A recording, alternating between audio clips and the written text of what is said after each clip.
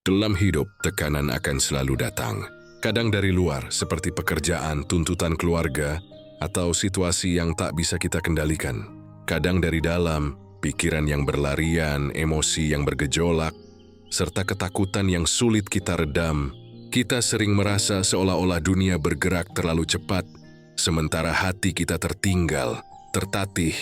Di titik inilah, ketenangan menjadi sesuatu yang amat berharga, bahkan lebih berharga dari harta benda. Channel ini hadir dengan satu pesan sederhana, namun mendalam. Arahkan pikiranmu, temukan ketenanganmu. Sebab, apa yang menentukan kualitas hidup kita bukan hanya peristiwa yang terjadi, melainkan bagaimana kita menanggapi peristiwa itu. Pikiran adalah kemudi, dan bila kita mampu mengarahkannya dengan benar, badai hidup sekalipun bisa kita lalui dengan kepala tegak dan hati yang jernih. Di episode kali ini, kita akan membahas sesuatu yang begitu dekat dengan kehidupan kita sehari-hari. Cara melatih pikiran agar tetap tenang di tengah hidup yang penuh tekanan. Kita akan mencoba melihat bagaimana cara pandang yang lebih bijak, sederhana namun kuat, bisa membantu kita menjaga keseimbangan batin meski dunia di sekitar penuh guncangan. Hidup sejak awal kita mengenalnya tidak pernah benar-benar bebas dari tekanan. Sejak kecil, kita sudah berhadapan dengan bentuk-bentuk kecil tekanan. Ketika belajar berjalan, lalu jatuh. Ketika ingin bicara tapi kata-kata tak kunjung keluar. Ketika berhadapan dengan aturan dari orang tua, atau ketika merasakan kekecewaan pertama kali. Seiring kita bertumbuh, bentuk tekanan itu berubah, tapi esensinya tetap sama. Ia adalah bagian alami dari kehidupan manusia. Seringkali kita membayangkan bahwa suatu hari nanti, ketika keadaan sudah stabil, ketika semua masalah terselesaikan, maka tekanan akan lenyap. Kita berkhayal tentang momen hidup yang sempurna, tenang tanpa gangguan, tanpa tuntutan, tanpa masalah. Namun semakin lama kita menjalani hidup, semakin jelas bahwa gambaran itu hanyalah ilusi.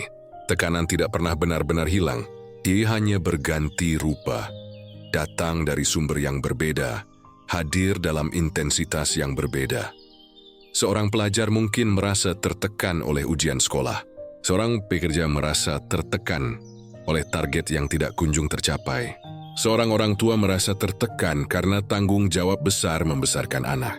Bahkan seorang pensiunan yang tampaknya sudah terbebas dari hiruk-pikuk dunia kerja, tetap berhadapan dengan tekanan, rasa sepi, tubuh yang menua, atau ketakutan akan keterbatasan. Dari awal sampai akhir, hidup manusia adalah perjalanan bersama tekanan. Dan di titik inilah kita perlu mengubah cara pandang. Jika kita terus melihat tekanan sebagai musuh, kita akan terus-menerus berperang, letih tanpa akhir. Tetapi jika kita mulai menyadari hakikat tekanan, kita akan menemukan bahwa ia bukanlah sesuatu yang semata-mata harus dimusuhi. Tekanan adalah tanda bahwa kita hidup, bahwa kita bergerak, bahwa kita sedang menghadapi kenyataan. Bayangkan sebuah kapal yang berlayar di laut lepas. Ini ombak adalah tekanan. Angin kencang adalah tekanan. Bila kita berharap laut selalu tenang, kapal itu tak akan pernah berangkat. Justru karena ada ombak dan angin, kapal belajar menyeimbangkan layar. Awak kapal belajar bekerja sama, dan sang nahoda belajar membaca arah.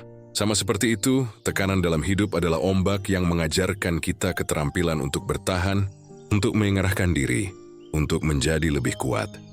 Filsafat Stoik mengingatkan kita bahwa bukan peristiwa yang membuat kita menderita, melainkan penilaian kita terhadap peristiwa itu. Tekanan pada dasarnya netral, seperti hujan yang turun dari langit. Tidak datang untuk menyakiti, tidak datang untuk menolong. Geriu hanya wado, kitalah yang memberi makna. Jika kita menolak dan melawan, tekanan menjadi penderitaan.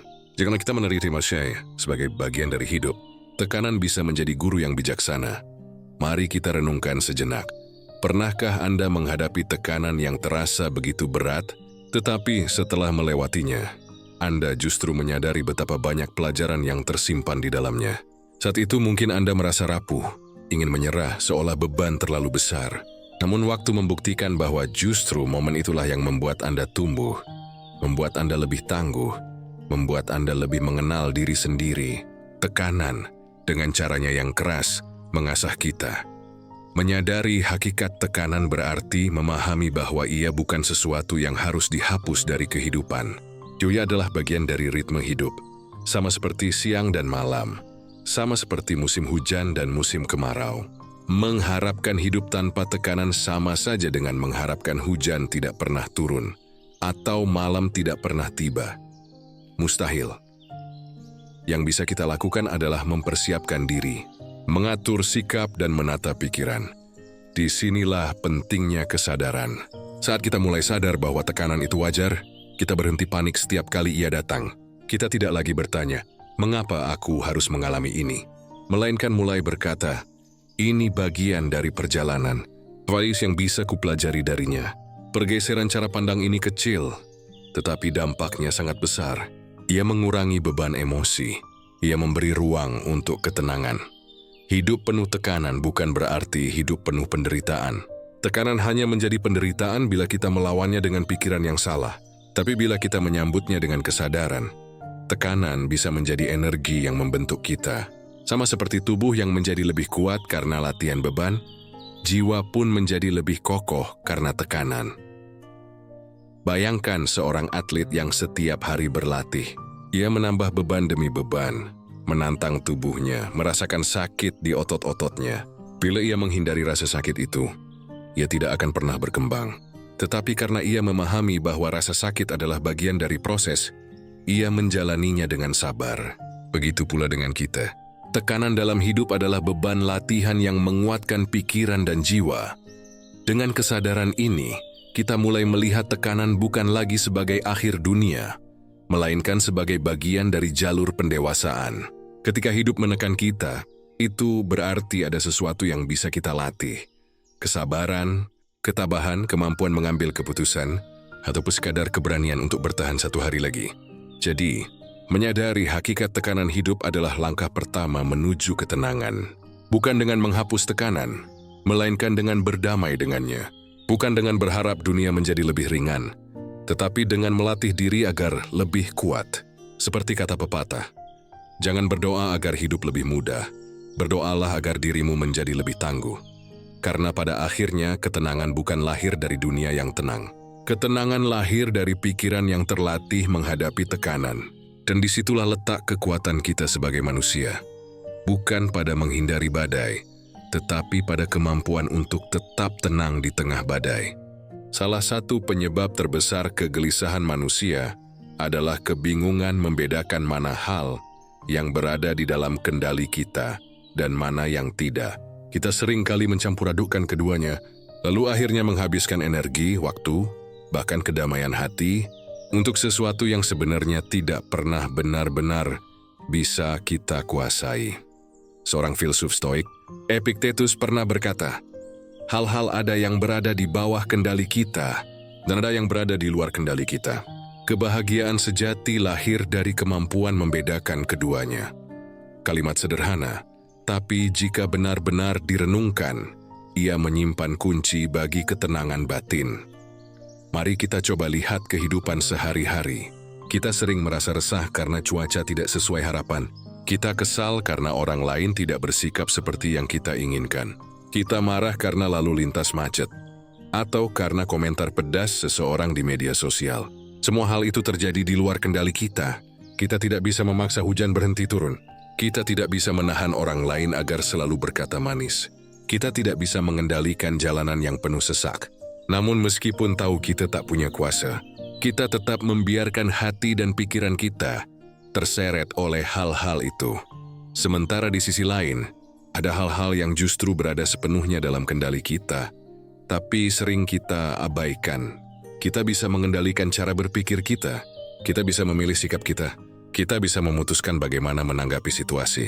Kita bisa memilih kata-kata yang keluar dari mulut kita bisa memilih tindakan yang kita lakukan hari ini. Tetapi anehnya, justru pada hal-hal inilah kita sering lalai. Kita menuntut dunia berubah sesuai kemauan kita, tetapi lupa bahwa kita sendiri belum berusaha mengendalikan apa yang memang bisa kita kuasai. Inilah paradoks manusia. Kita sibuk mengatur yang tidak bisa diatur, dan lalai mengatur yang bisa kita kuasai. Akibatnya hidup kita penuh kecemasan, penuh kekecewaan, penuh rasa putus asa. Bayangkan seseorang yang sedang mendayung perahu kecil di sungai. Air sungai mengalir deras, kadang ada batu besar di tengah, kadang ada pusaran air. Orang ini tidak bisa mengendalikan arus sungai, tidak bisa memindahkan batu besar itu, tidak bisa menghentikan pusaran. Namun ia bisa mengendalikan dayung di tangannya. Ia bisa memilih bagaimana mendayung agar perahunya tetap seimbang, tetap mengarah ke tujuan. Jika ia sibuk berteriak marah pada arus atau mengutuk batu, perahunya justru akan terbalik.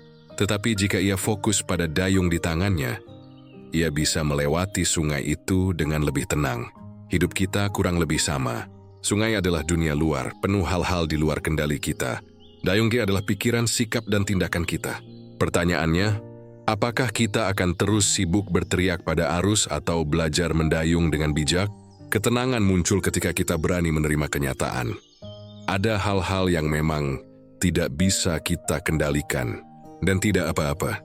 Itu bukan kelemahan, itu hanya fakta kehidupan. Hujan turun, orang lain berbicara, pasar naik turun, waktu terus berjalan, semuanya melampaui kuasa kita. Namun kita tetap punya kendali atas satu hal yang paling penting. Bagaimana kita memilih menanggapi semua itu? Inilah seni hidup stoik. Tidak lagi menghabiskan tenaga untuk mengatur apa yang mustahil kita atur, melainkan memusatkan perhatian pada apa yang sepenuhnya berada dalam genggaman kita. Dengan cara itu, pikiran menjadi lebih ringan, hati menjadi lebih lapang. Coba kita refleksikan, berapa banyak kecemasan kita selama ini sebenarnya lahir dari hal-hal yang tidak bisa kita kendalikan. Kita khawatir tentang masa depan, padahal masa depan belum terjadi. Kita gelisah tentang pendapat orang lain, padahal pikiran orang lain bukan milik kita. Kita marah pada hal-hal kecil di luar kuasa kita, padahal kemarahan itu hanya menyakiti diri kita sendiri. Di sisi lain, berapa banyak ketenangan yang bisa kita peroleh jika kita mengalihkan energi ke hal-hal yang bisa kita kuasai. Kita bisa belajar mengendalikan reaksi ketika diprovokasi. Kita bisa mengatur cara kita berbicara agar tidak melukai orang lain. Kita bisa memilih untuk tetap jujur meski keadaan sulit. Kita bisa memutuskan untuk tetap berusaha meski dunia tidak memberi jaminan hasil. Semua itu berada dalam kendali kita. Mengendalikan yang bisa kita kendalikan dan menerima yang tidak bisa kita kendalikan bukan berarti kita pasrah atau menyerah. Justru sebaliknya, dunia sedulah bentuk kebijaksanaan. Itu adalah cara hidup yang membuat kita lebih kuat, lebih rasional, dan lebih damai. Karena kita tidak lagi menguras energi untuk melawan hal-hal yang mustahil, tetapi menggunakannya untuk membentuk diri kita sendiri. Kehidupan akan selalu penuh kejutan, penuh perubahan, penuh hal-hal tak terduga. Tetapi jika kita memiliki prinsip sederhana ini, membedakan mana yang bisa dan tidak bisa dikendalikan, maka apapun yang datang, kita tetap bisa menemukan pijakan yang kokoh. Kita tidak bisa menghentikan badai, tapi kita bisa belajar membangun atap. Kita tidak bisa mengendalikan ombak laut, tapi kita bisa belajar berenang. Kita tidak bisa mengendalikan arah angin, tapi kita bisa mengatur layar perahu kita. Dan pada akhirnya, itulah inti dari ketenangan. Bukan dunia yang berubah, melainkan diri kita yang belajar mengarahkannya. Jadi, jika hari ini Anda merasa tertekan, cobalah tanyakan pada diri sendiri, apakah ini berada dalam kendaliku? Jika jawabannya tidak, belajarlah untuk melepaskan. Jika jawabannya ya, gunakan seluruh energi untuk mengendalikannya dengan bijak. Prinsip sederhana ini bisa menjadi pembeda antara hidup yang penuh keresahan dan hidup yang penuh ketenangan. Hidup seringkali menguji kita dengan hal-hal yang tidak kita rencanakan. Kita bangun pagi dengan niat menjalani hari yang baik, lalu tiba-tiba macet panjang membuat janji terlambat. Kita bekerja keras menyiapkan sesuatu, lalu hasilnya tidak sesuai harapan. Kita berharap diperlakukan dengan adil, tetapi orang lain justru bersikap semena-mena. Dalam situasi-situasi seperti itu wajar bila kita merasa frustrasi, marah, atau kecewa. Namun bila kita merenung lebih dalam, kita akan menyadari masalah bukan pada situasinya, melainkan pada bagaimana kita merespons situasi itu. Filsafat Stoik mengajarkan bahwa kendali sejati manusia bukan pada dunia luar, melainkan pada batin sendiri. Kita tidak bisa memaksa dunia selalu berjalan sesuai keinginan kita. Kita tidak bisa membuat orang lain bertindak sesuai harapan kita. Kita tidak bisa menjamin masa depan bebas dari kejadian yang tidak kita sukai. Tapi kita selalu punya kuasa penuh atas satu hal. Bagaimana kita memilih untuk menanggapi semua itu? Mari kita ambil contoh sederhana. Dua orang yang menghadapi hujan deras di jalan. Orang pertama marah-marah, mengumpat karena bajunya basah, karena janji terhambat, karena cuaca tak bersahabat. Orang kedua, meski sama-sama kehujanan, memilih tersenyum, menerima bahwa hujan memang bukan dalam kendalinya, lalu mencari cara agar tetap sampai tujuan. Situasi sama tetapi respon berbeda. Dan respon itu menentukan apakah mereka akan membawa pulang beban kesal atau membawa pulang ketenangan. Inilah kuncinya. Kita tidak berkuasa atas apa yang terjadi, tapi kita selalu berkuasa atas bagaimana kita bereaksi. Reaksi adalah ruang kebebasan kita, ruang kecil yang justru paling menentukan kualitas hidup kita. Masalahnya, banyak dari kita hidup seolah-olah tidak punya ruang itu. Kita terbiasa bereaksi secara otomatis. Kita dimaki orang, kita langsung balik memaki. Kita ditolak, kita langsung putus asa. Kita gagal, kita langsung merasa hancur. Reaksi yang muncul spontan tanpa jeda, tanpa kesadaran. Akibatnya, hidup kita seakan dikendalikan oleh situasi.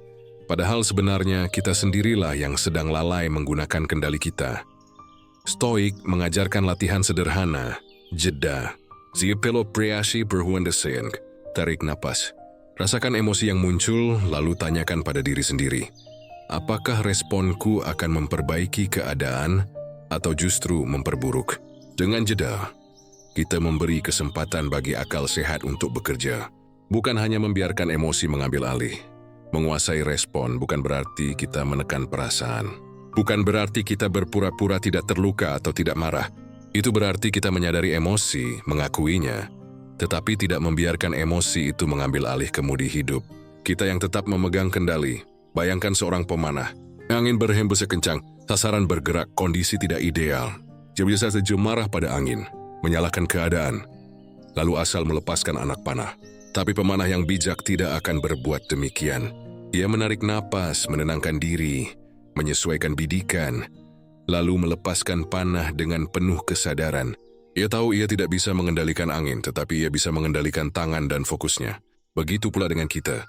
Dunia boleh bergejolak, tapi tangan kita tetap memegang busur respon kita. Bila kita menguasai respon, bahkan situasi terburuk sekalipun tidak akan mampu menghancurkan batin kita. Sebaliknya, bila kita tidak menguasai respon, bahkan situasi kecil bisa membuat hidup terasa hancur. Itulah mengapa orang yang tenang seringkali terlihat lebih kuat daripada mereka yang berkuasa sekalipun. Karena kekuatan sejati bukan pada mengendalikan dunia, melainkan pada mengendalikan diri sendiri. Tentu, melatih hal ini tidak mudah. Butuh kesadaran berulang kali, butuh latihan setiap hari. Kita mungkin gagal berkali-kali. Emosi tetap meledak, respon tetap keliru. Tapi setiap kali kita sadar, setiap kali kita mencoba lagi, itu sudah merupakan kemenangan kecil, seperti melatih otot. Semakin sering kita melatih respon, semakin kuat kendali kita. Mari kita renungkan sejenak.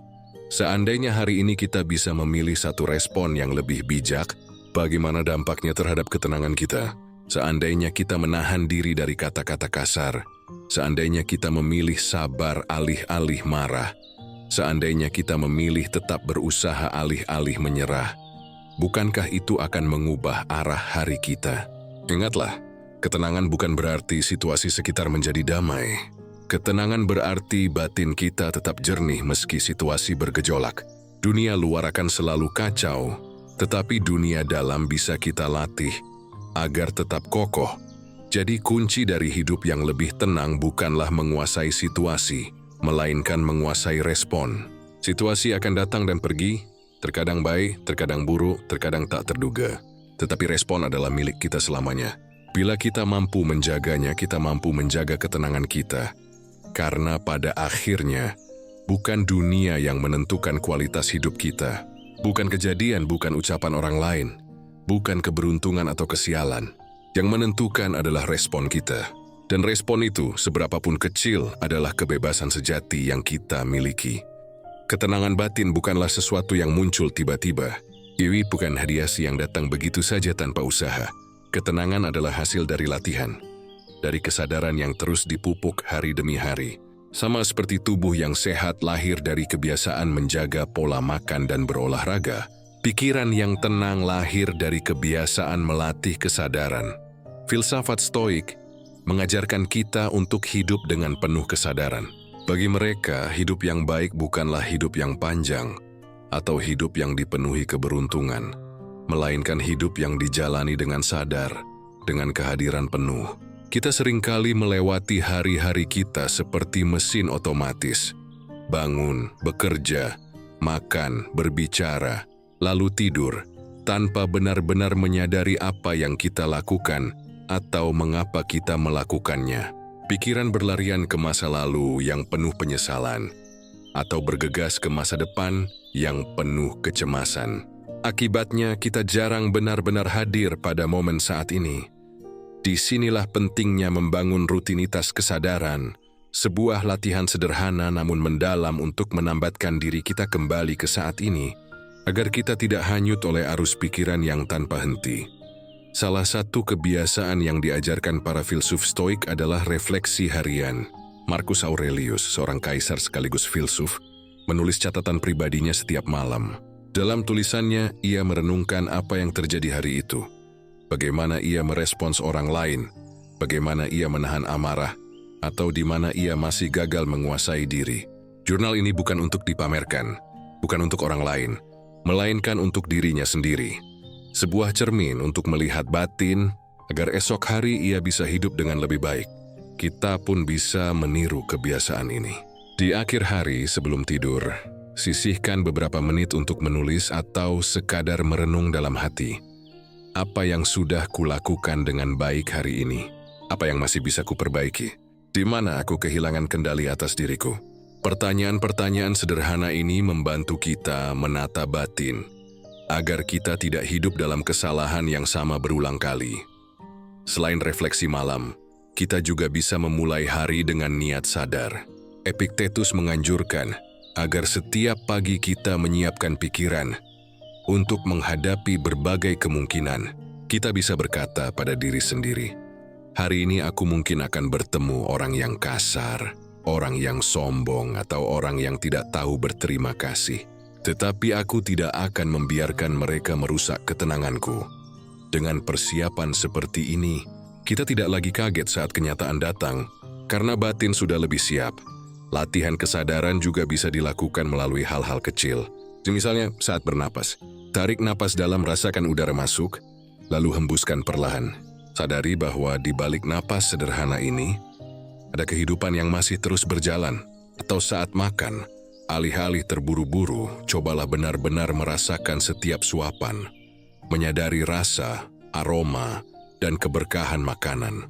Kesadaran semacam ini, meski tampak sederhana, perlahan-lahan melatih kita untuk hadir pada momen, bukan terjebak pada kecemasan masa depan atau penyesalan masa lalu.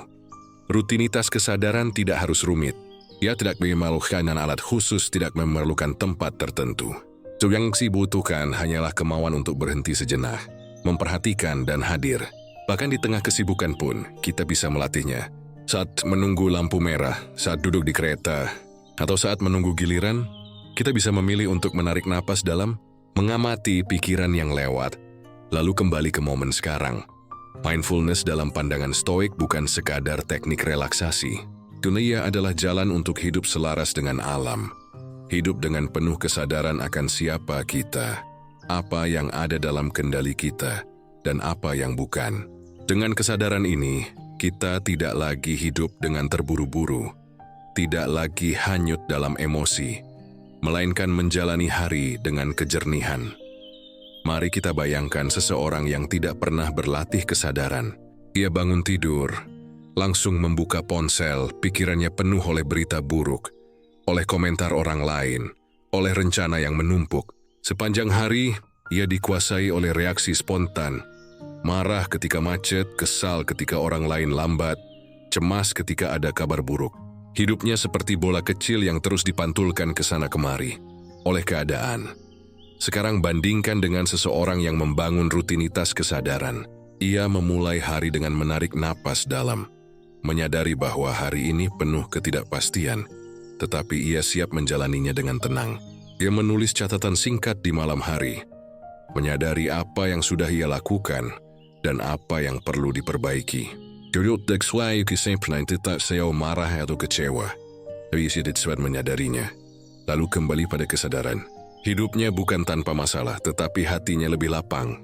Kesadaran adalah jangkar, jadi menahan kita agar tidak terbawa arus pikiran yang liar. Ia memberi kita ruang untuk memilih, bukan hanya bereaksi.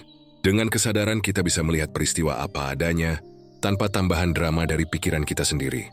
Membangun rutinitas kesadaran berarti melatih diri setiap hari untuk hadir, merenung, dan mengingatkan diri bahwa hidup ini singkat dan setiap momen begitu berharga.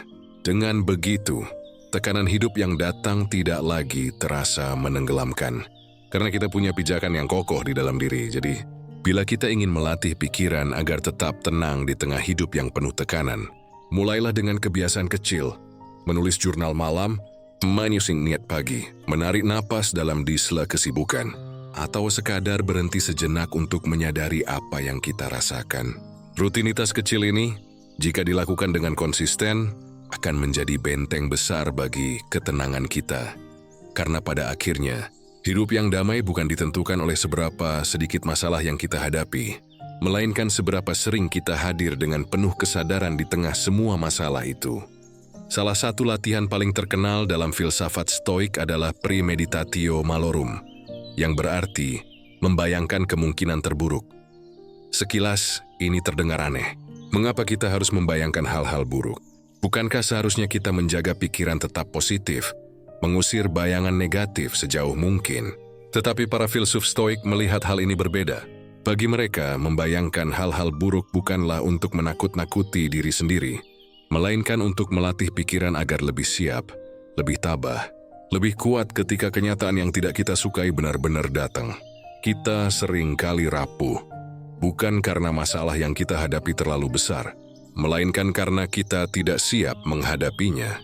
Ketika sesuatu terjadi di luar dugaan, pikiran kita panik, hati kita gemetar, dan kita merasa dunia runtuh. Namun, jika sebelumnya kita sudah melatih diri dengan membayangkan skenario buruk, maka saat kenyataan itu muncul, kita tidak lagi terkejut. Kita sudah menyiapkan mental untuk menghadapinya. Bayangkan seorang prajurit, Jody berlatih di medan simulasi, menghadapi serangan palsu, berlatih strategi menghadapi musuh. Saat perang sungguhan tiba, ia tidak lagi kaget karena tubuh dan pikirannya sudah terlatih. Begitu pula dengan kita. Premeditatio malorum adalah latihan batin, sebuah simulasi mental agar kita tidak mudah runtuh saat ujian hidup datang. Misalnya, sebelum tidur kita bisa merenung. Besok mungkin aku akan menghadapi macet panjang. Mungkin pekerjaanku akan gagal. Mungkin ada orang yang menyinggungku.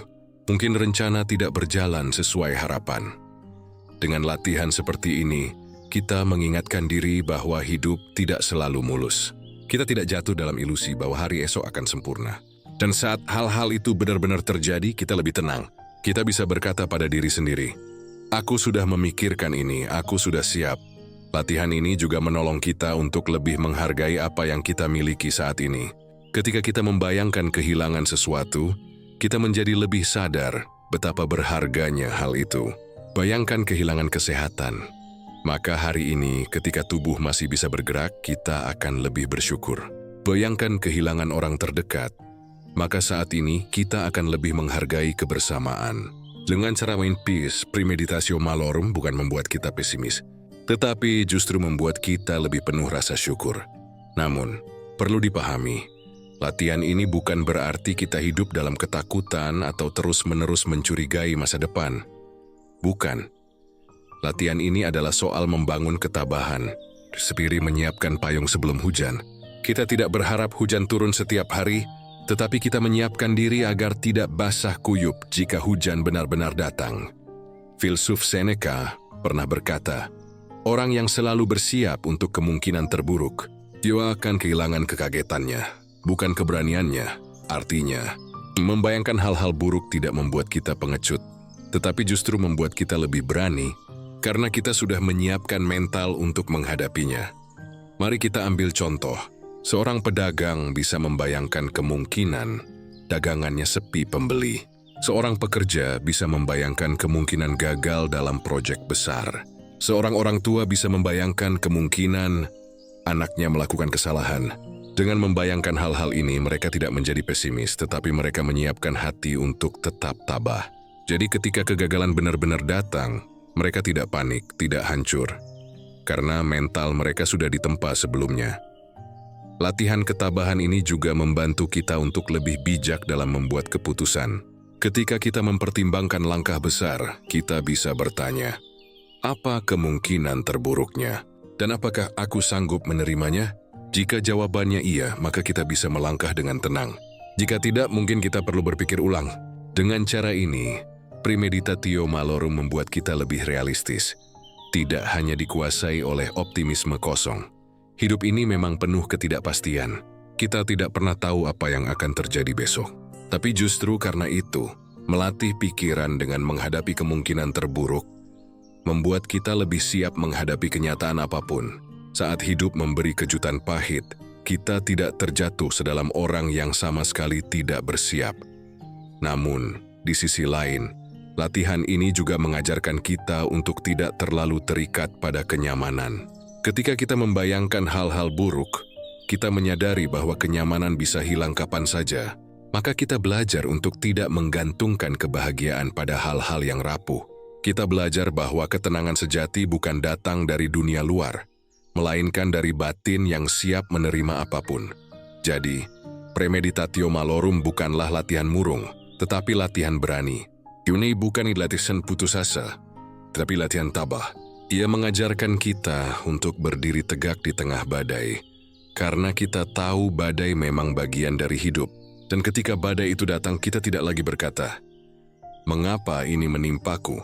Melainkan, "Aku sudah tahu ini bisa terjadi dan aku sudah siap menghadapinya." Dengan latihan ini, pikiran kita menjadi seperti prajurit yang terlatih, tidak mudah gentar, tidak mudah panik. Dan dari ketabahan itulah ketenangan lahir. Pernahkah kita memperhatikan sesuatu yang paling sederhana, namun paling penting dalam hidup? Sesuatu yang sejak kita lahir selalu hadir, tetapi jarang sekali kita sadari. Sesuatu yang menghubungkan tubuh, pikiran, dan jiwa kita. Itulah napas. Napas adalah tanda bahwa kita masih hidup. Selama ia masih ada, berarti kita masih punya kesempatan. Masih punya ruang untuk memilih. Masih punya jalan untuk berubah. Tetapi meskipun begitu penting, kita sering melupakannya. Kita bernapas tanpa sadar. Seolah-olah napas hanya rutinitas mekanis tubuh. Padahal dalam filsafat stoik maupun dalam banyak tradisi kebijaksanaan kuno, napas dipandang sebagai pintu menuju ketenangan batin. Ketika hidup penuh tekanan, hal pertama yang biasanya terganggu adalah napas. Saat kita cemas, napas menjadi pendek dan cepat. Saat kita marah, napas menjadi berat dan tersengal. Saat kita takut, napas bisa terasa terhenti. Napas mencerminkan keadaan pikiran. Tetapi hubungan ini tidak berjalan satu arah. Seperti cermin, pikiran memengaruhi napas dan napas juga memengaruhi pikiran. Itulah sebabnya jika kita ingin mengendalikan batin, salah satu cara paling sederhana adalah dengan mengendalikan napas. Bayangkan sebuah perahu kecil di tengah gelombang. Bila perahu itu mengikuti arus tanpa kendali, ia akan terombang-ambing dan mungkin tenggelam. Tapi jika perahu itu punya jangkar, ia tetap stabil meski ombak datang. Napas adalah jangkar bagi pikiran kita. Dengan mengatur napas, kita memberikan pijakan yang kokoh bagi batin di tengah gejolak kehidupan. Stoik percaya bahwa ketenangan bisa dilatih melalui hal-hal kecil, dan napas adalah salah satunya. Saat kita menarik napas dalam-dalam, lalu menghembuskannya perlahan, kita sedang memberi sinyal pada diri sendiri. Tenanglah, aku masih punya kendali. Kita tidak harus terhanyut oleh situasi. Latihan sederhana ini, meski sepele, mampu mengubah cara kita menghadapi tekanan. Mari kita coba renungkan. Berapa banyak kesalahan dalam hidup kita terjadi hanya karena kita tidak memberi jeda. Kita dimaki orang lain, lalu langsung membalas. Kita ditekan keadaan, lalu langsung panik.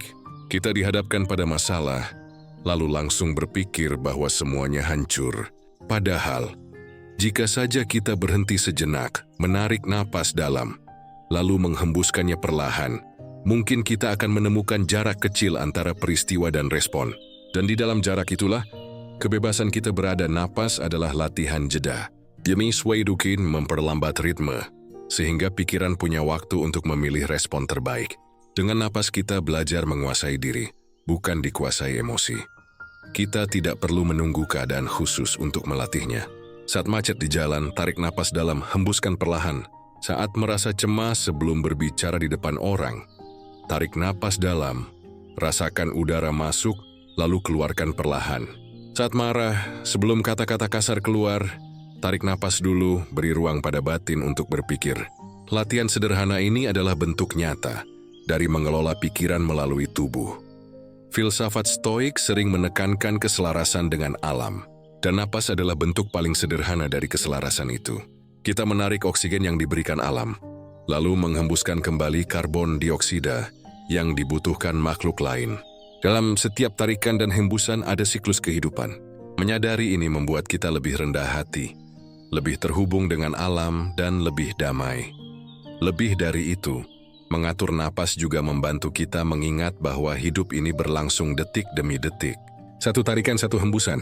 Saat kita cemas memikirkan masa depan, atau terjebak dalam penyesalan masa lalu, napas mengingatkan kita yang nyata hanyalah saat ini. Napas tidak bisa diambil untuk besok dan tidak bisa disimpan dari kemarin.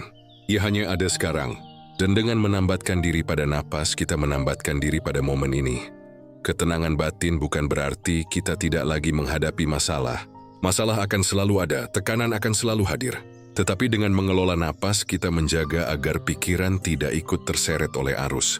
Kita bisa tetap jernih meski dunia di sekitar bergejolak. Kita bisa tetap bijak meski emosi mencoba mengambil alih. Mari kita bayangkan seseorang yang hidup tanpa kesadaran napas. Ia selalu terburu-buru, selalu panik, selalu meledak ketika situasi tak sesuai harapan. Hidupnya seperti dikejar bayangan sendiri, tanpa pernah berhenti sejenak untuk merasakan momen. Bandingkan dengan seseorang yang melatih napasnya. Gaby mungkin menghadapi masalah yang sama, tetapi ia lebih tenang, lebih terkendali, lebih jernih dalam mengambil keputusan. Bedanya hanya pada kesadaran sederhana. Ia tahu bagaimana bernapas dengan sadar. Jadi, jika kita ingin melatih pikiran agar tetap tenang di tengah hidup yang penuh tekanan, jangan abaikan latihan sederhana ini. Setiap kali tekanan datang, kembalilah pada napas. Tarik perlahan, tahan sejenak, lalu hembuskan dengan penuh kesadaran. Rasakan bagaimana batin menjadi lebih lapang, cuma bagaimana pikiran menjadi lebih jernih. Karena pada akhirnya, napas adalah pengingat paling setia bahwa kita masih hidup, bahwa kita masih punya kendali atas diri sendiri. Dan selama kita bisa mengelola napas, kita juga bisa mengelola pikiran. Salah satu sumber kegelisahan terbesar manusia adalah keinginan untuk selalu bisa segalanya, untuk selalu kuat, untuk selalu sempurna. Kita hidup di zaman yang penuh dengan tuntutan. Tuntutan untuk sukses, untuk kaya, untuk pintar, untuk tampil sempurna di mata orang lain. Seakan-akan kalau kita tidak bisa semuanya, maka kita tidak berharga. Padahal kalau kita mau jujur, bukankah keterbatasan adalah bagian alami dari manusia? Tidak ada seorang pun yang bisa melakukan segalanya. Tidak ada seorang pun yang bisa menguasai seluruh aspek kehidupan. Bahkan orang-orang yang kita kagumi sekalipun, mereka tetap memiliki keterbatasan. Stoik mengajarkan kita sebuah kebijaksanaan sederhana, bahwa ketenangan bukan datang dari kesempurnaan, melainkan dari penerimaan. Kita bisa berusaha, kita bisa memperjuangkan banyak hal, tapi pada akhirnya kita tetap manusia dengan segala keterbatasannya. Dan menerima hal itu bukan kelemahan. Justru itu kekuatan. Coba kita renungkan berapa banyak penderitaan kita lahir bukan dari masalah yang nyata, melainkan dari perlawanan kita terhadap kenyataan. Kita sakit, tapi kita ingin tubuh tetap sekuat dulu. Kita gagal, tapi kita memaksa diri untuk seakan-akan tidak pernah jatuh. Kita menua, tapi kita masih ingin seperti remaja. Akhirnya, hati kita penuh resah, karena kita menolak sesuatu yang sejatinya tidak bisa kita lawan. Menerima keterbatasan diri bukan berarti menyerah, bukan pula berarti berhenti berusaha. Justru dengan penerimaan, kita bisa mengarahkan energi kita pada hal-hal yang benar-benar bisa kita kendalikan. Kalau kita sadar bahwa tubuh memiliki batas, kita akan lebih bijak menjaga kesehatan, bukan memaksanya sampai rusak, Kalau kita sadar bahwa kita tidak bisa menyenangkan semua orang, kita akan lebih tulus hidup sesuai nilai kita sendiri, bukan hidup dalam topeng untuk mendapatkan validasi. Seneca pernah berkata, "Siapa yang menerima nasibnya, dia tidak lagi menjadi budak." Kalimat ini sederhana, tapi dalam. Selama kita terus menolak kenyataan bahwa kita terbatas, kita akan menjadi budak bagi rasa kecewa. Tapi ketika kita menerima bahwa ada hal-hal yang memang tidak bisa kita lakukan, bahwa ada situasi yang memang tidak bisa kita kuasai sepenuhnya, disitulah kita menemukan kebebasan batin. Mari kita ambil contoh. Seorang atlet hebat sehebat apapun tetap punya batas usia. Ia bisa berlatih keras, ia bisa menjaga tubuh, tetapi suatu saat fisik tidak lagi sama. Jika ia tidak menerima keterbatasan ini, ia akan terus menderita, merasa tidak berguna. Namun jika ia menerima, ia bisa mengubah peran. Dari pemain menjadi pelatih, dari pelaku menjadi pembimbing. Keterbatasan bukan akhir, melainkan pintu menuju babak baru. Atau bayangkan seorang pekerja keras yang ingin selalu sempurna. Ia ingin semua pekerjaannya flawless, semua orang puas padanya. Tapi kenyataan berkata lain, selalu ada yang kurang, selalu ada yang tidak setuju. Jika ia main keterbatasannya, hidupnya akan selalu tertekan. Tapi jika ia menerima, ia seakan sadar. Aku hanya bisa melakukan yang terbaik sesuai kapasitas. Selebihnya bukan dalam kendaliku. Dengan kesadaran ini, beban di bahunya akan terasa lebih ringan. Keterbatasan juga mengajarkan kita tentang pentingnya orang lain. Jika kita bisa melakukan segalanya sendirian, mungkin kita tidak akan pernah belajar tentang kebersamaan. Tetapi karena kita terbatas, kita belajar untuk bekerja sama, untuk meminta bantuan, untuk saling melengkapi. Bukankah itu justru yang membuat hidup lebih manusiawi? Menerima keterbatasan juga menumbuhkan rasa syukur. Ketika kita sadar bahwa hidup ini rapuh, kita akan lebih menghargai setiap momen kecil. Saat tubuh masih sehat, kita akan menikmatinya. Saat kita bisa bekerja, kita akan mensyukurinya. Saat kita punya kesempatan belajar, kita tidak akan menyia-nyiakannya. Justru karena kita terbatas, setiap momen terasa berharga. Dan jangan lupa, keterbatasan membuat kita lebih rendah hati. Dunia seringkali mendorong kita untuk sombong, untuk merasa paling hebat, paling kuat. Tapi ketika kita jujur mengakui bahwa kita punya batas, kita belajar merunduk. Kita belajar untuk tidak meremehkan orang lain, karena kita tahu bahwa kita pun tidak sempurna. Stoik mengajarkan kita untuk hidup selaras dengan alam, dan salah satu hukum alam adalah keterbatasan. Semua makhluk lahir, tumbuh, menua, lalu tiada. Semua hal punya siklusnya. Melawan hukum ini hanya akan melahirkan penderitaan, tetapi menerima hukum ini akan melahirkan ketenangan. Jadi ketika kita berbicara tentang menerima keterbatasan diri, kita sebenarnya berbicara tentang berdamai dengan kenyataan. Kita berhenti menuntut diri menjadi sesuatu yang mustahil. Kita belajar untuk berkata, aku tidak harus sempurna untuk bisa hidup tenang. Aku tidak harus bisa segalanya untuk bisa berharga. Aku cukup menjadi manusia yang berusaha dengan jujur, dengan sepenuh hati, dalam kapasitas yang kumiliki. Dengan penerimaan ini, beban hidup menjadi lebih ringan. Kita tidak lagi sibuk berperang melawan hal-hal yang mustahil. Kita bisa mengarahkan energi pada hal-hal yang benar-benar penting. Memperbaiki diri, menjaga apa yang bisa dijaga, mengisi hidup dengan makna. Dan dari sanalah ketenangan lahir. Bukan dari pencapaian yang tak terbatas, melainkan dari penerimaan yang tulus. Salah satu sumber terbesar dari kegelisahan manusia adalah ketergantungan kita pada hal-hal di luar diri.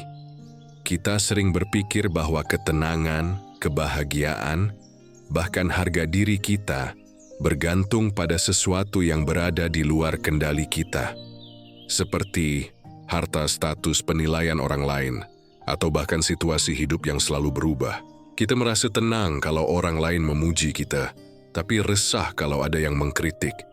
Kita merasa bahagia ketika punya banyak uang, tapi gelisah ketika pemasukan berkurang. Kita merasa bangga kalau karier naik, tapi merasa hampa kalau posisi kita digeser orang lain. Ketenangan yang dibangun di atas hal eksternal akan selalu rapuh, karena dunia luar tidak pernah sepenuhnya bisa kita kuasai.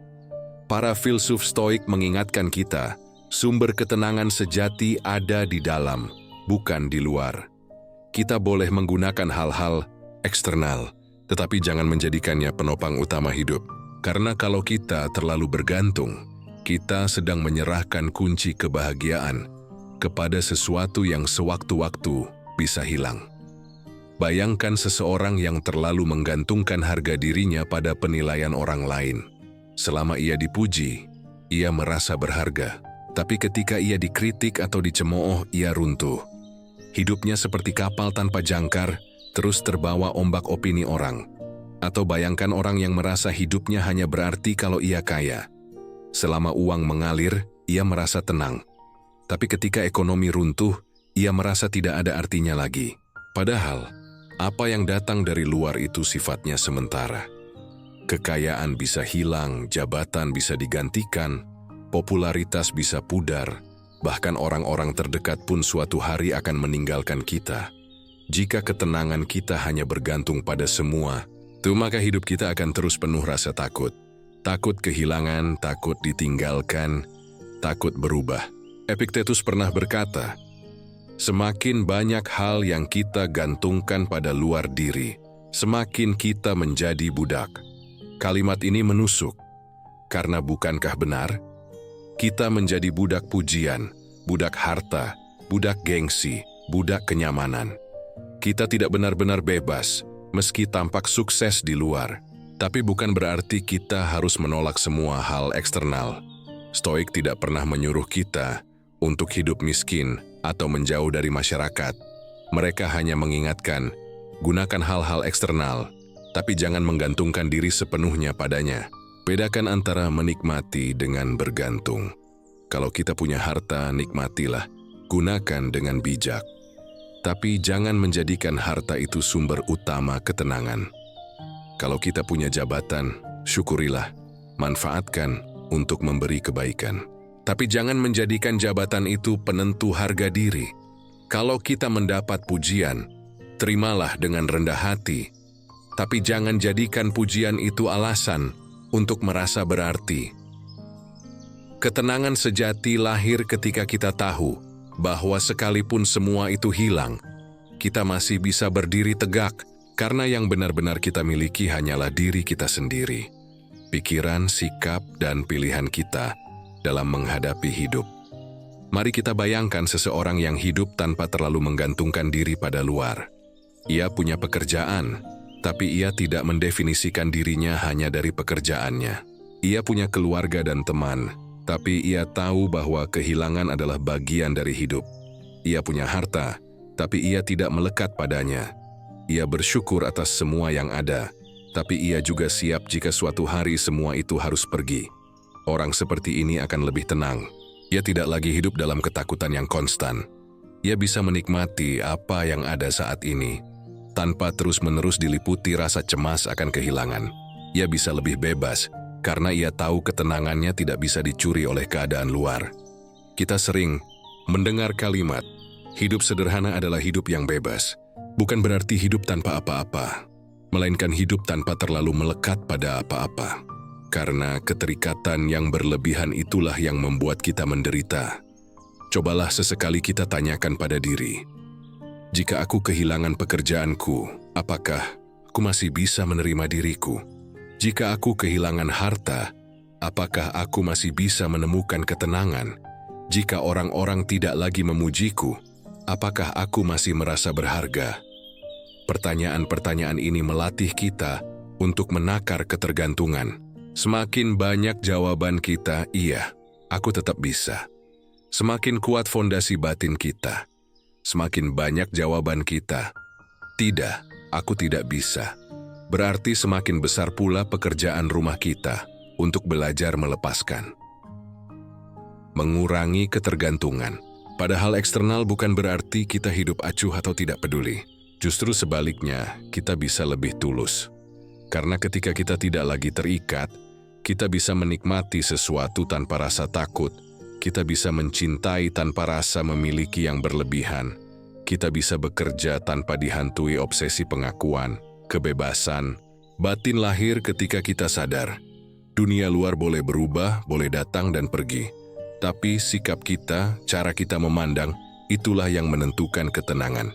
Jadi mari kita belajar menikmati tanpa melekat, menggunakan tanpa menggantungkan, memiliki tanpa diperbudak. Karena pada akhirnya, ketenangan sejati bukan ditentukan oleh apa yang ada di luar, melainkan oleh apa yang kita jaga di dalam. Banyak orang mencari ketenangan dengan mengejar lebih banyak hal, lebih banyak harta, lebih banyak penghargaan, lebih banyak pengakuan. Tapi seringkali, semakin banyak yang kita kejar, semakin besar pula kegelisahan yang kita rasakan. Mengapa? Karena mata kita hanya tertuju pada apa yang belum kita punya, bukan pada apa yang sudah ada dalam genggaman. Syukur adalah seni melihat yang sudah ada, bukan hanya yang belum ada. Yang bukan sekadar ucapan terima kasih, tapi sebuah cara pandang. Ketika kita bersyukur, kita sedang melatih pikiran untuk fokus pada keberlimpahan, bukan pada kekurangan. Dan dari sinilah ketenangan lahir. Stoik mengajarkan kita untuk tidak menggantungkan kebahagiaan pada hal-hal eksternal. Tetapi bukan berarti mereka menolak kenikmatan hidup. Justru sebaliknya, mereka mengingatkan agar kita tidak lupa mensyukuri hal-hal sederhana yang sering terabaikan. Sehatnya tubuh, napas yang masih berjalan, sinar matahari yang setiap pagi terbit tanpa diminta. Semua itu adalah hadiah, meski kita sering lupa menghargainya. Kita sering berpikir, kalau saja aku punya ini, aku akan bahagia. Tapi kenyataannya, ketika hal itu tercapai, kita kembali merasa kurang. Seakan-akan ada jurang yang tidak pernah terisi. Stoik menekankan, kebahagiaan bukan datang dari mendapatkan lebih banyak, melainkan dari menyadari bahwa apa yang kita punya saat ini sudah cukup. Coba kita renungkan, banyak hal yang kita anggap biasa, justru merupakan impian bagi orang lain. Tubuh yang sehat adalah impian bagi yang terbaring sakit. Pekerjaan yang kadang membuat kita lelah adalah impian bagi yang menganggur. Kehidupan yang terasa monoton bagi kita adalah impian bagi mereka yang hidup dalam peperangan atau bencana. Jika kita melihat dari perspektif yang lebih luas, kita akan menemukan betapa kayanya hidup ini. Syukur melatih kita untuk keluar dari jebakan perbandingan. Selama kita terus membandingkan diri dengan yang lebih tinggi, kita tidak akan pernah tenang.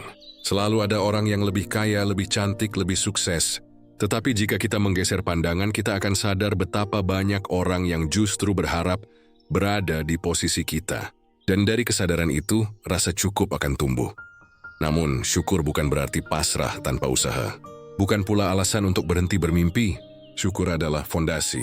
Ia memberi ketenangan saat kita berjuang, sehingga kita tidak merasa hampa di tengah perjalanan.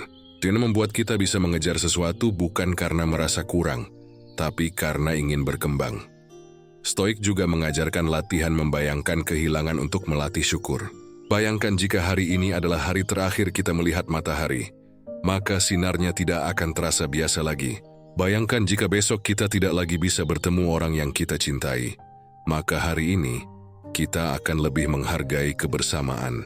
Dengan perspektif seperti ini, setiap momen kecil berubah menjadi sesuatu yang bernilai. Selain itu, syukur memperluas cara kita melihat hidup. Ketika kita hanya terjebak pada masalah sendiri, dunia terasa sempit. Tapi saat kita melatih perspektif lebih luas, melihat penderitaan orang lain, melihat keberuntungan kita dibanding mereka, kita menjadi lebih rendah hati, lebih lembut, lebih lapang. Perspektif luas membuat kita sadar bahwa masalah kita tidak sebesar yang kita bayangkan. Kadang kita merasa dunia runtuh hanya karena satu kegagalan, tapi jika dilihat dari perjalanan hidup yang panjang, satu kegagalan hanyalah satu titik kecil. Jika dilihat dari luasnya dunia, dari miliaran manusia yang masing-masing punya cerita, masalah kita hanyalah bagian kecil dari mozaik kehidupan. Kesadaran ini membuat hati lebih tenang. Syukur dan perspektif luas berjalan beriringan. Syukur membuat kita menghargai apa yang ada. Perspektif luas membuat kita tidak terjebak pada sempitnya pandangan diri. Keduanya melatih kita untuk menerima hidup apa adanya, tanpa kehilangan semangat untuk terus tumbuh. Bayangkan seseorang yang hidup tanpa syukur. Dia selalu meras kekurangan, selalu gelisah, selalu membandingkan diri. Hidupnya tidak pernah damai, karena kebahagiaannya tergantung pada hal yang belum ia capai. Bandingkan dengan seseorang yang penuh syukur. Ia tetap punya mimpi, ia tetap berusaha, tapi hatinya damai karena ia tahu bahwa hidupnya saat ini sudah bernilai. Kita bisa mulai dengan hal-hal sederhana. Bangun di pagi hari, tarik napas dalam, lalu katakan pada diri, hari ini aku masih hidup, dan itu sudah cukup untuk disyukuri. Saat makan, ingatlah bahwa ada orang lain yang berjuang keras untuk sesuap nasi. Saat bekerja, ingatlah bahwa ada orang lain yang mendambakan kesempatan yang kita miliki. Saat bersama keluarga, ingatlah bahwa waktu bersama mereka tidak selamanya. Syukur mengajarkan kita untuk hidup di saat ini, bukan di masa depan yang penuh ketidakpastian, bukan pula di masa lalu yang sudah lewat. Perspektif luas mengajarkan kita untuk melihat hidup dari ketinggian, bukan hanya dari lubang kecil masalah kita. Dan ketika keduanya menyatu, hati akan terasa lebih ringan, pikiran lebih lapang, hidup lebih damai. Jadi, kalau kita ingin melatih pikiran agar tetap tenang di tengah tekanan hidup, jangan hanya bertanya, apa lagi yang kurang? Tanyakan juga, apa yang sudah ada? Apa yang bisa kusyukuri hari ini?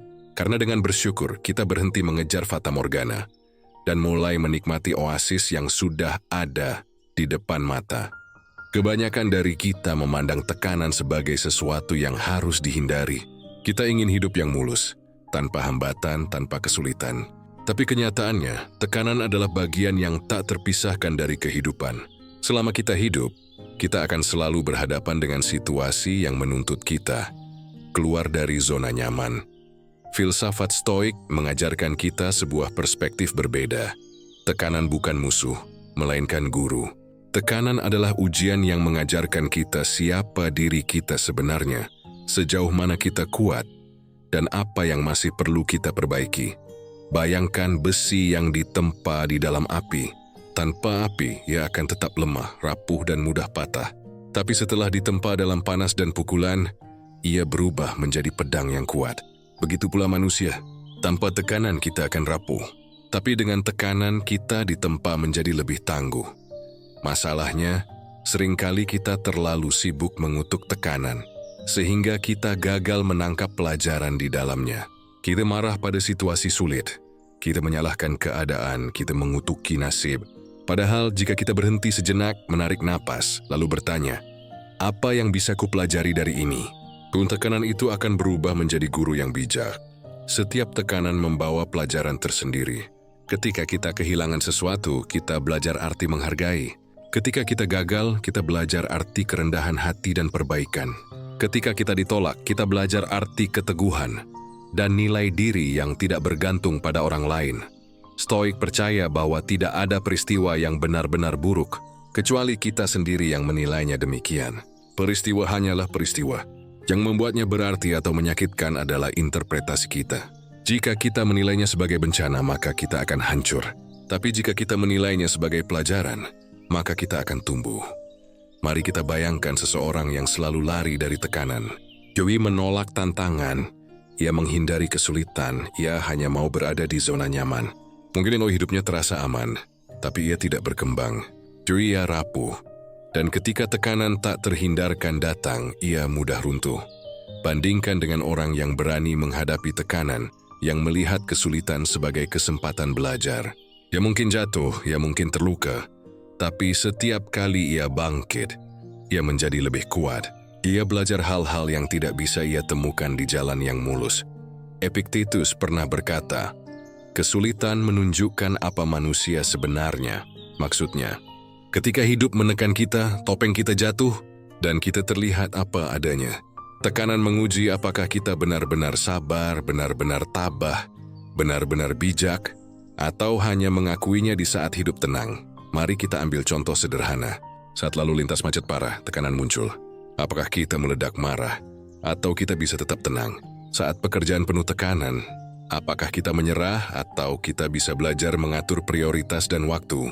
Saat hidup tidak sesuai rencana, apakah kita putus asa, atau kita belajar beradaptasi? Tekanan bisa menjadi guru yang keras tapi jujur. Ia tidak membiarkan kita tetap lemah. Jadi memaksa kita untuk bertumbuh. Dan semakin kita belajar darinya, semakin kita menyadari bahwa tekanan adalah bagian dari proses menuju ketenangan sejati. Mengubah tekanan menjadi guru hidup bukan berarti kita menikmatinya secara masokis. Bukan berarti kita harus mencari-cari kesulitan. Tetapi ketika kesulitan datang, kita menerimanya sebagai kesempatan. Kita bertanya, apa yang bisa aku pelajari? Bagaimana ini bisa membuatku lebih baik? Apa kebijaksanaan yang bisa aku ambil? Hidup tanpa tekanan mungkin terasa nyaman, tapi juga hampa. Justru dalam tekananlah kita menemukan arti keberanian, arti kesabaran, arti keteguhan. Tekananlah yang membuat kita belajar melepaskan ego, menata ulang prioritas, dan menemukan jati diri. Kalau kita mau jujur, banyak hal besar dalam hidup kita lahir dari tekanan. Sebuah kegagalan mungkin membuka jalan baru yang lebih bermakna. Sebuah kehilangan mungkin membuat kita lebih menghargai waktu bersama. Sebuah cobaan mungkin menumbuhkan kebijaksanaan yang tidak bisa kita beli dengan apapun. Jadi, alih-alih bertanya, mengapa aku harus mengalami ini? Cobalah bertanya, apa yang bisa kupelajari dari ini? Dengan pertanyaan itu kita mengubah arah. Dari korban keadaan menjadi murid kehidupan. Stoik mengajarkan bahwa hidup tidak bisa kita kendalikan sepenuhnya, tapi sikap kita selalu bisa kita pilih. Dan memilih untuk melihat tekanan sebagai guru adalah salah satu sikap paling bijak yang bisa kita ambil. Karena pada akhirnya, tekanan adalah bagian dari perjalanan. Ia bukan penghalang tapi batu loncatan. Ia bukan hukuman tapi latihan. Jadi bukan musuh, tapi sahabat yang mengajarkan kita cara bertahan. Jika kita bisa melihat tekanan dengan perspektif seperti ini, hati kita akan lebih tenang. Kita tidak lagi merasa dunia berkonspirasi melawan kita. Kita tahu bahwa setiap tekanan datang membawa pesan. Belajarlah, bertumbuhlah, jadilah lebih kuat. Dan ketika kita menjadikan tekanan sebagai guru, kita tidak hanya menemukan ketenangan, tapi juga menemukan makna hidup yang lebih dalam. Hidup yang penuh tekanan bukan sesuatu yang bisa kita hindari, tapi kita selalu bisa memilih bagaimana cara menghadapinya. Melalui kesadaran, latihan batin, dan cara pandang yang lebih bijak, kita bisa menjadikan tekanan sebagai sahabat yang menumbuhkan, bukan musuh yang menghancurkan. Jika Anda merasa terbantu dengan pembahasan ini, jangan lupa untuk mendukung channel Arah Mindset agar semakin banyak orang bisa belajar menata pikirannya dan menemukan ketenangan dalam hidup yang seringkali tidak bisa kita kendalikan. Klik subscribe, nyalakan notifikasi, dan bagikan konten ini kepada orang-orang terdekat Anda. Karena bisa jadi, Jimufi Wanisi Darenim Gelker bisa menjadi pencerahan besar bagi mereka yang sedang berjuang. Ingat selalu pesan ini, arahkan pikiranmu, temukan ketenanganmu. Sampai jumpa di pembahasan berikutnya, dan semoga Anda senantiasa menemukan kekuatan dalam setiap langkah perjalanan hidup.